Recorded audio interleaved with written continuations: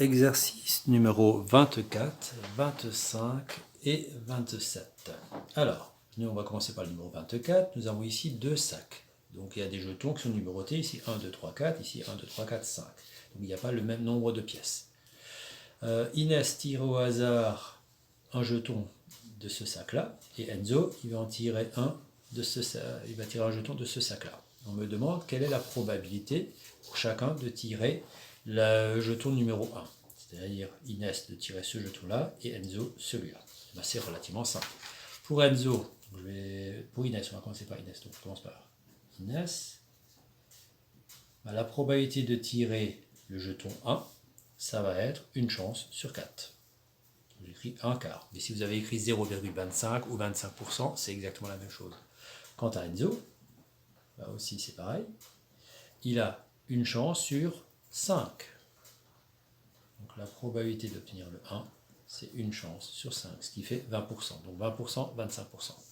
Qui d'Inès ou d'Enzo a le plus de chances de tirer ce jeton? Ben, bien sûr, c'est Inès qui a plus de chances de tirer le 1 que Enzo. Ici, on est à 25% de chance, ici, on est à 20% de chance. Voilà, assez facile.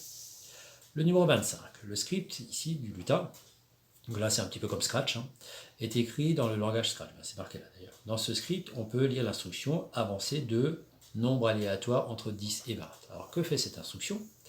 Ça veut simplement dire que ça va tirer un nombre entier, c'est précisé ici, un nombre entier qui est entre 10 et 20 inclus. Donc c'est-à-dire, il peut tirer le 10, il peut tirer le 11, le 12, le 13, le 14, etc. jusqu'à 20.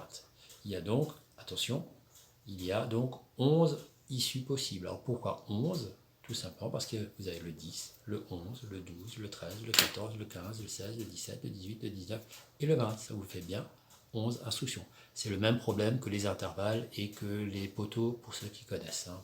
Voilà, donc il y a 11 issues possibles. Alors expliquer le rôle de cette instruction, c'est simple, c'est presque expliqué ici. Cette instruction va simplement avancer d'un nombre de pas qui va être compris entre 10 et 20. Donc ça peut avancer juste de 1, juste de 10, ça peut avancer de 20, ça peut avancer de 15, ça peut avancer de 17. C'est-à-dire ça va tirer un trait ou pas, ça dépend si le crayon il est sorti ou pas. Mais en tout cas, on va passer d'un point à un autre en laissant un nombre aléatoire d'espace entre les deux. Voilà. Lorsque cette instruction est exécutée, quelle est la probabilité que le lutin avance de 15? C'est-à-dire, quelle est la probabilité que ça avance de 15? En gros, quelle est la probabilité que ce soit le 15 qui sorte? Alors attention, vous êtes peut-être tombé dans le piège. La probabilité que ce soit 15 qui sorte, c'est une chance sur, attention, 11. Parce qu'on a vu avant qu'il y avait 11 possibilités. Le 10, le 11, le 12, le 13, le 14, le 15, le 16, le 17, le 18, le 19, le 20 et le 21. Il n'y a qu'une chance sur les 11 possibles. Voilà pour le numéro 25. Donc petit piège pour le 11. Si vous avez écrit une chance sur 10, vous avez compris le mécanisme, comme dit, vous êtes tombé sur le piège du 11. Ça ne veut pas dire pour autant que vous n'avez pas compris ce que c'est qu'une probabilité. On va donc du coup passer au numéro 27. Déborah et Jamel jouent à ce jeu de société. Ils tirent au hasard, chacun leur tour, un jeton dans un sac. Voilà. Donc ils ont commencé une partie. Il reste dans le sac les 8 jetons qui se trouvent ici. C'est au tour de Déborah de jouer. Quelle est la probabilité qu'elle tire le jeton marqué 18? Alors, il n'y en a qu'un seul ici sur les 1, 2, 3, 4, 5, 6, 7, 8, puisque vous avez bien dit qu'il y en avait 8 des jetons. Quelle est la probabilité qu'elle sorte le 18? C'est une chance sur 8.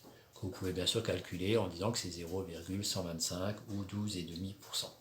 Finalement, Déborah a tiré le jeton 20, c'est-à-dire elle a tiré celui-là.